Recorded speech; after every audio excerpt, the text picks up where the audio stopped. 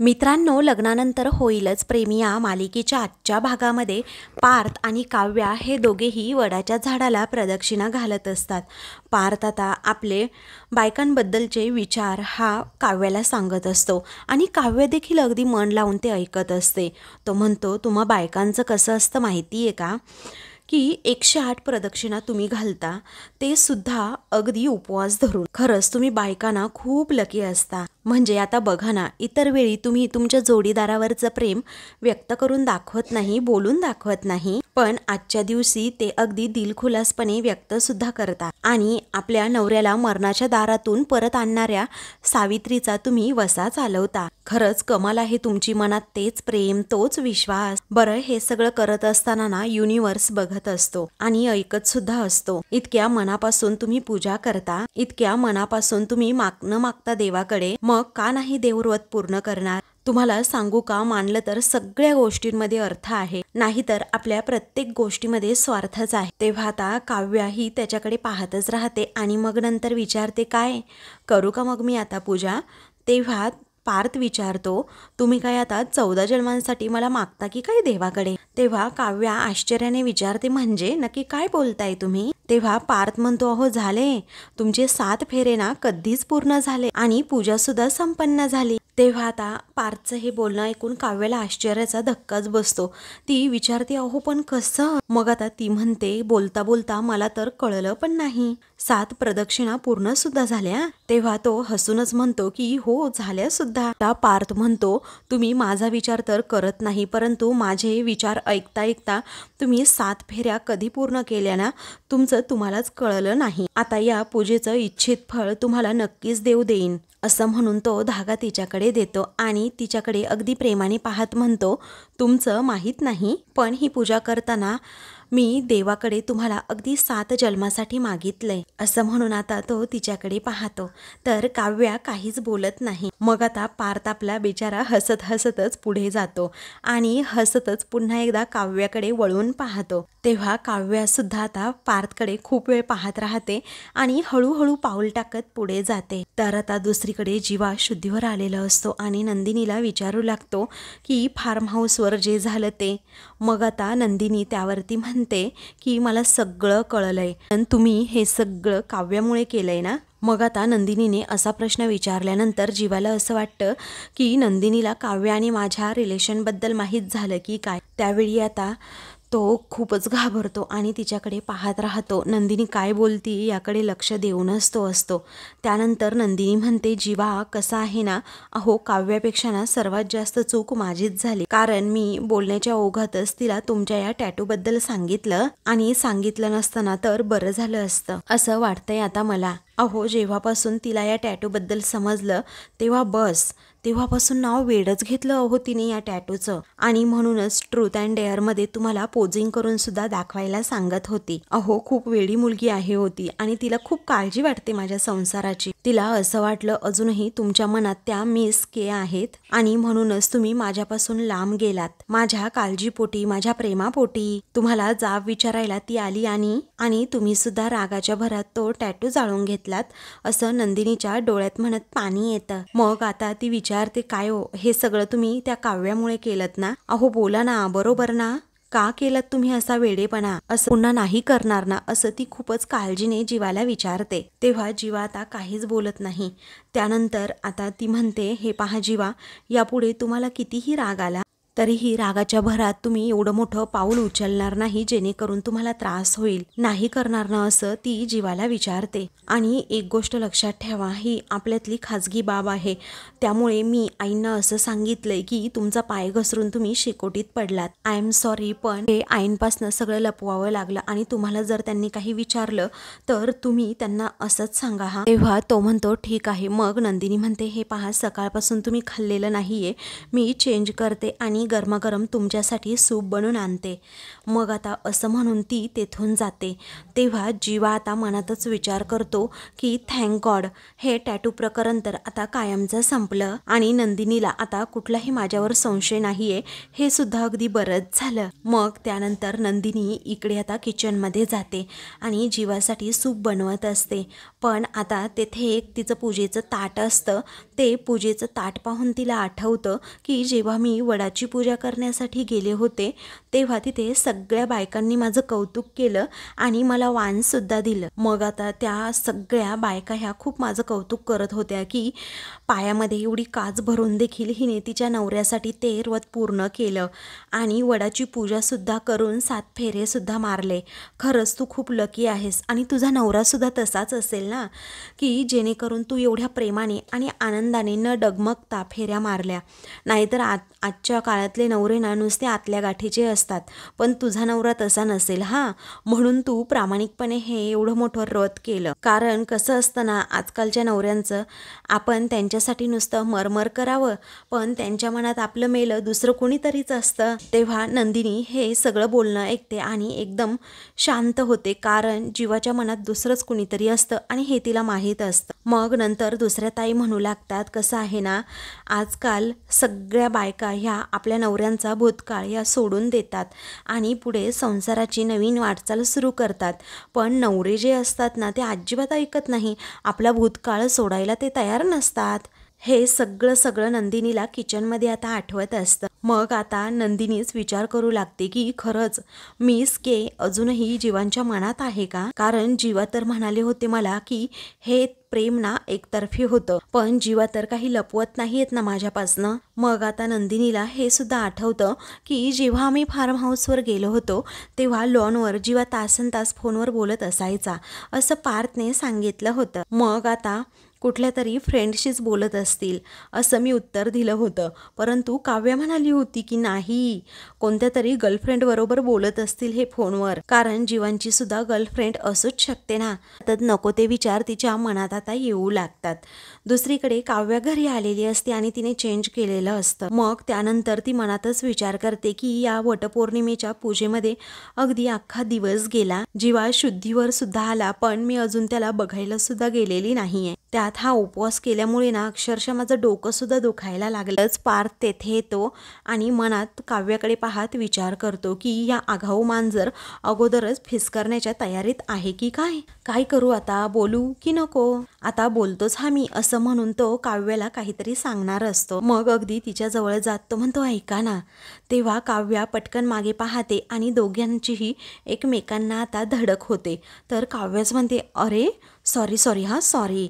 मग आता दोघांची धडक झाल्यामुळे पार्थ तर खुश होतो आणि म्हणतो, अचानक होतं कधी कधी. मग काव्या थोडी रागात त्याच्याकडे पाहते तर तो एकदमच गप्प राहतो आणि विषय बदलत विचारतो, जेवायला का नाही आला तो तुम्ही? मी तुमची किती वाट बघत होतो. आता अगोदरच तिला भूक लागलेली असते आणि ती विचारते, काय हो अडाणी आहात की काय तुम्ही टॉप 30 आर्किटेक्टपैकी? तेव्हा तो विचारतो, काय झालं आता? अहो जेवायला का नाही आलात असं मी विचारलं. कारण जेवायला काय होतं माहिती आहे?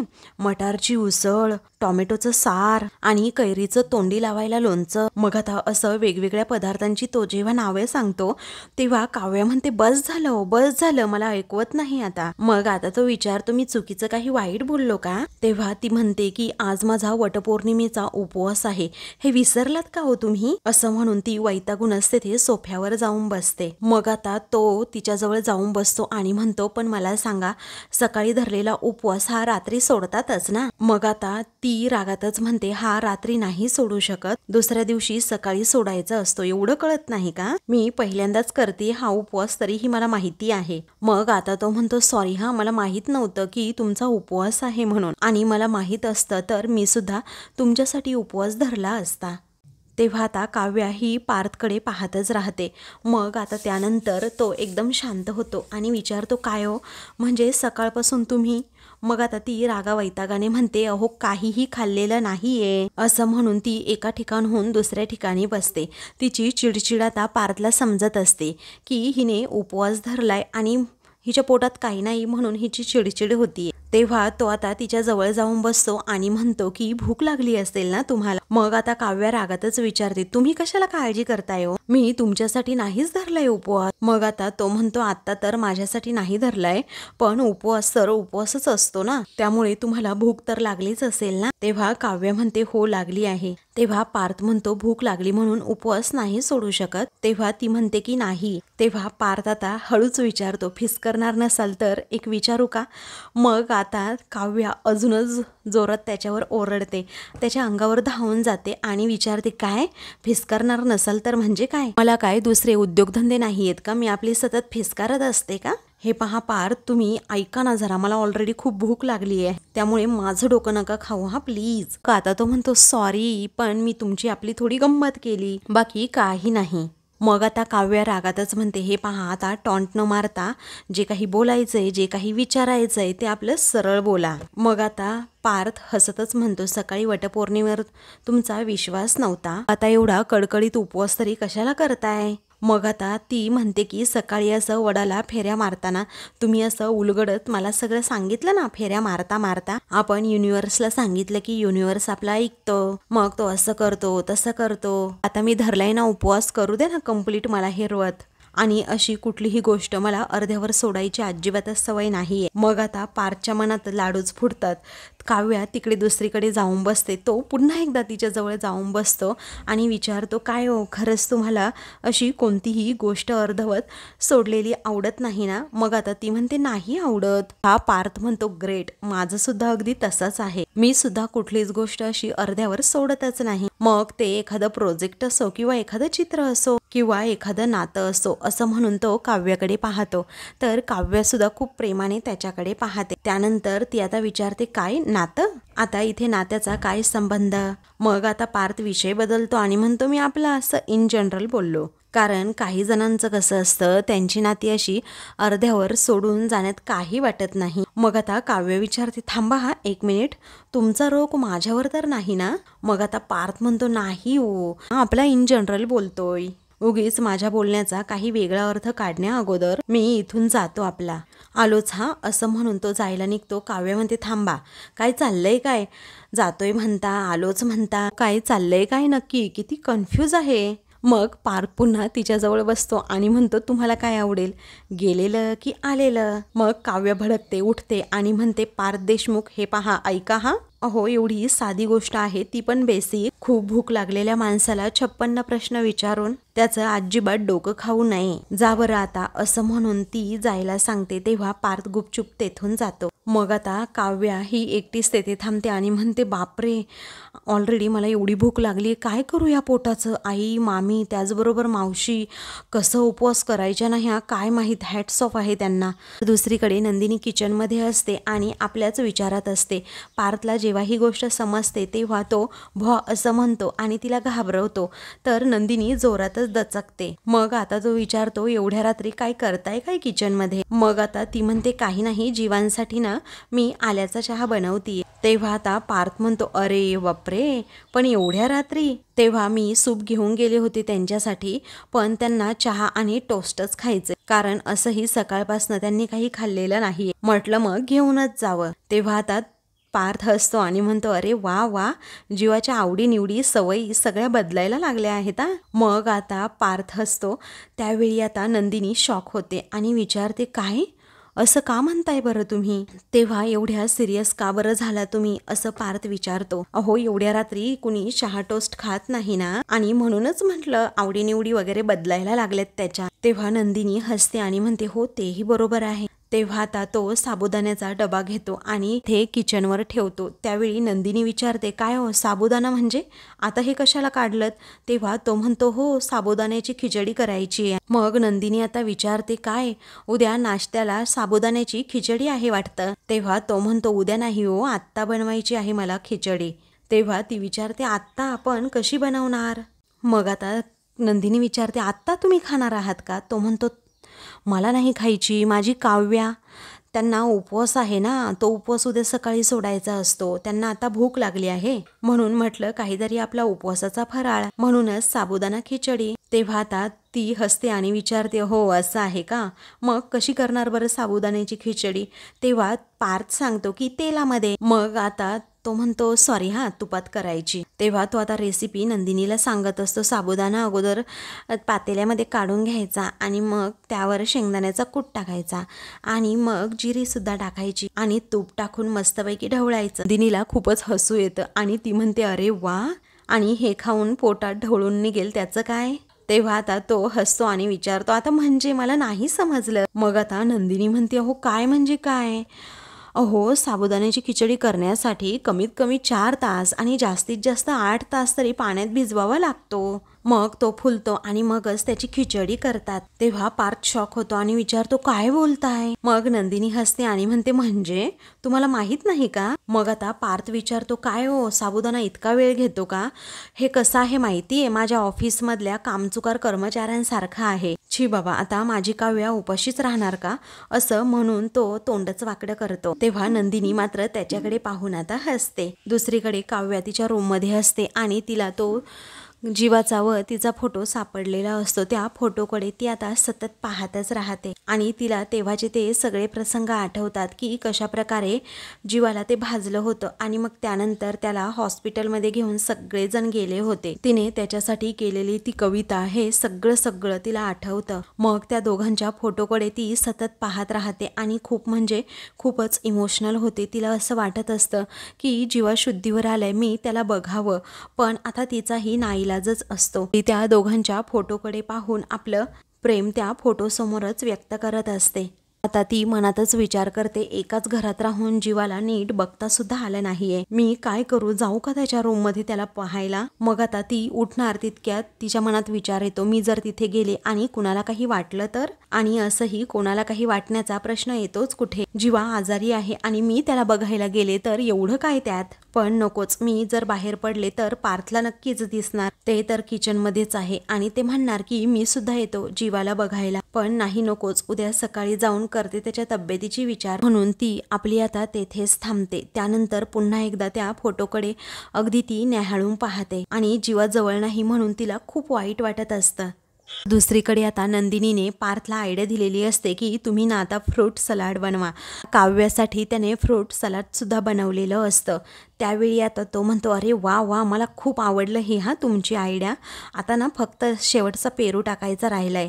मग आता नंदिनी म्हणते, अहो नका पेरू नका टाकू त्यामध्ये, ही सगळी फळं ठीक आहे पण पेरू ना काव्याला नाही आवडत. तेव्हा तो पेरू तेथे ठेवतो आणि म्हणतो, मलाही नाही आवडत. मग आता तो नंदिनीचं कौतुक करत म्हणतो, सांगू खरं नंदिनी, तुम्ही आहात ना म्हणूनच माझ्या प्रयत्नांची गाडी एवढी स्मूथ चाललीये, नाहीतर कलेक्टर मॅडमच्या मनात पोहोचायचा रस्ता खूप खडबडीत आहे, खडबडीत. तेव्हा नंदिनी म्हणते, हो अहो तुमच्या प्रेमामुळे खडबडीत रस्ताना एकदम गुळगुळीतच होईल. हे फ्रूट सलाड तुमच्या तोंडात पडू, या घ्या. असं म्हणून पार्थ आता तिला देणार असतो. ती म्हणते, नको, अहो जिच्यासाठी केलंय ना तिच्या तोंडात पडलं ना तरीही खूप आहे. मग काय काव्याचे पार्थ, अहो फ्रूट सलाड तर एकदम मस्त झालंय, छान ढवळून घ्या आणि 1 मिनिट ही थोडीशी वेलची पूड घाला त्यामध्ये, म्हणजे आमच्या काव्या मॅडम ना अगदी आवडीने खाते. आता मी जाते चहा घेऊन आणि टोस्ट सुद्धा. असं म्हणून ती निघालेली असताना पार्थ तिला विचारतो, नंदिनी थांबा, तुम्ही माझ्यापासून काही लपवत तर नाही आहात ना? असं अगदी गंभीर होत तो तिला विचारतो. तेव्हा हे ऐकून आता नंदिनीलाच धक्का बसतो की पार्थने माझ्या मनातलं ओळखलं कसं काय? मग आता ती म्हणते, नाही हो, सगळं तर ठीक आहे जीवांचं. तेव्हा पार्थ एकदम शांत होत म्हणतो, पण मी जीवाचं नाव सुद्धा नाही घेतलं. मग आता नंदिनी एकदमच शांत होऊन जाते. तिच्या मनात जीवाचाच विचार सुरू असतो. तेव्हा पार्थ म्हणतो, मगाशी मी म्हणालो जीवाच्या आवडीनिवडी आणि सवयी बदलायला लागल्या आहेत, तेव्हा तर तुम्ही एकदम सिरियस झालात आणि म्हणूनच मी विचारतोय, तुम्ही काही लपवत तर नाही आहात ना? मग आता पार्थने विचारलेल्या एकाही प्रश्नाचं उत्तर नंदिनीने अजूनपर्यंत दिलेलं नसतं. तेवढ्यातच आता घड्याळाचा आवाज येतो. त्यामुळे ती म्हणते, जीवाने बोलवले असं वाटते, मी येते हा. असं म्हणून ती विषय टाळून तेथून जाते. तर आता पार्थ नंदिनीचा आणि जीवाचाच विचार करत राहतो. दुसरीकडे काव्या ही आता तिच्या आणि जीवाच्या त्या फोटोकडे सततच पाहते. तर इकडे पार्थ त्यानंतर रूममध्ये येत असतो. तेव्हा काव्याबरोबर त्याला पाहते आणि त्याला पाहत असतो फोटो पटकन तिच्या पाठीमागे लपवते. तेव्हा काव्या जरा घाबरलेली असते. तर तो आता म्हणतो की फ्रूट सलाड. मग आता ती म्हणते की एसीचा रिमोट सापडत नाहीये, शोधता का जरा? तेव्हा पार्थ म्हणतो, हो का, थांबा हा मी शोधतो. असं म्हणून तो जरा बाजूला जातो. तर काव्या तेथे असणाऱ्या एका बुकमध्ये तो फोटो पटकन लपवते. तेव्हा आता तो रिमोट सापडून देतो आणि काव्याकडे देत म्हणतो की घ्या आता हा रिमोट. मग ती आता जरा टेम्परेचर वाढवते आणि म्हणते, थँक्स हा रिमोट सापडून दिल्याबद्दल. मग आता तो म्हणतो, इट्स ओके, हे घ्या फ्रूट सलाड सलाद. मग आता ती म्हणते नो थँक्स या फ्रूट सलादसाठी हां, कारण मला अजिबातच इच्छा नाहीये हे काही खायची. मग आता पार्थला राग येतो आणि तो अगदी तिच्याजवळ ते घेऊन जात म्हणतो, 1 मिनिट, मी एवढं हे मेहनतीने बनवून आणले आणि तुम्ही म्हणताय की इच्छा नाहीये म्हणजे? तेव्हा काव्य विचारते, काय हो, मी सांगितलंच नाही ना घेऊन या म्हणून. तुम्ही स्वतःच बाहेर गेलात, असा मोठासा बाऊल घेऊन आलात, मग मी काय करू सांगा बरं. तेव्हा तो म्हणतो, हे घ्या. मग काव्य रागातच म्हणते, आता सारखं खा खा म्हणू नका हां, नाहीतर मी चिडेल हो. असं म्हणून ती बेडवर आता झोपणार असते. मग आता पार्थ तिच्यासमोर पुन्हा ते बाऊल घेऊन जातो आणि हसतच म्हणतो, उपाशी पोटी तर मी तुम्हाला झोपूच देणार नाही आणि हे फ्रूट सलाद तर तुम्हाला खावंच लागेल काव्या. तर आता दुसरीकडे नंदिनी जीवाला चहा आणि टोस्ट खायला देते आणि म्हणते, पटकन खा हा, नाहीतर चहा थंड होईल उगीच. तो म्हणतो, ठीक आहे, पण चहा शेअर करशील का? दुसरा कप घेऊन ये. ती म्हणते, नको, ॲसिडिटी होईल. तो म्हणतो, काही हरकत नाही, नाही होणार अगं ॲसिडिटी. मग दुसरा कप ये ना पटकन घेऊन. असं तो जेव्हा म्हणतो तेव्हा ती म्हणते की नको, बशीत घेते मग मी. मग आता तो विचारतो, चालेल का तुला? ती म्हणते, चालेल काय, अहो आवडेल मला. ती आता त्याच्याकडून थोडा बशीमध्ये चहा घेते आणि चहा पिऊ लागते. तेव्हा जीवा आता तिच्याकडे सतत पाहतच राहतो. ती आता चहा पिताना आवाज करत असते, तेव्हा जीवा आता तिच्यावर खूप हसतो. मग आता तो विचारतो, काय ग, असा आवाज करत कोण चहा पितं बरं? मग आता ती म्हणते, ज्याचं मन साफ असतं ना ते असं आवाज करत चहा पित असतात. तेव्हा तो विचारतो, काहीही काय, याचा मन साफ असण्याशी काही संबंध? तेव्हा ती म्हणते, अरे संबंध जोडला की लागतोच. मग आता काय असतं ना, ज्याचं मन साफ असतं तो जगाचा विचारच करत नाही, कारण त्याला हवं तसं तो जगतो. मस्त फुरके मारत तो बशीतून चहा पितो आणि अगदी मिटक्या मारतच खातो. अहो तुम्ही घ्या ना, असं म्हणून ती त्याला चहा टोस्ट खायला सांगते. मग आता तो विचारतो, काय ग, हे म्हणत असताना माझ्याकडे का पाहिलंस? माझं मन साफ नाही असं वाटतं का तुला? तेव्हा नंदिनी आता जीवाकडे पाहतच राहते आणि त्याला काहीच उत्तर देत नाही. तर आता मित्रांनो, पुढील भागामध्ये नंदिनी विचारते, काय हो, मी जो विचार करते तो सांगू का तुम्हाला? बघा हा, अडचणीत याल. दुसरीकडे मानिनी आता काव्याला विचारते, तेथे काय झालं ना काव्या, मला माहीत हवं, कारण जीवा असा आगीत पडला हे काही मला पटत नाही. तर दुसरीकडे नंदिनी म्हणते, त्या मुलीला कुणी बोलू नये, तिच्यापर्यंत कुणी पोहोचू नये म्हणूनच तुम्ही तो टॅटू जाळला. तेव्हा जीवाला आता हे ऐकून धक्काच बसतो, कारण नंदिनी खरं बोललेली असते. अशाच मालिकेंची पुढील भाग पाहण्यासाठी चॅनलला सबस्क्राईब करा.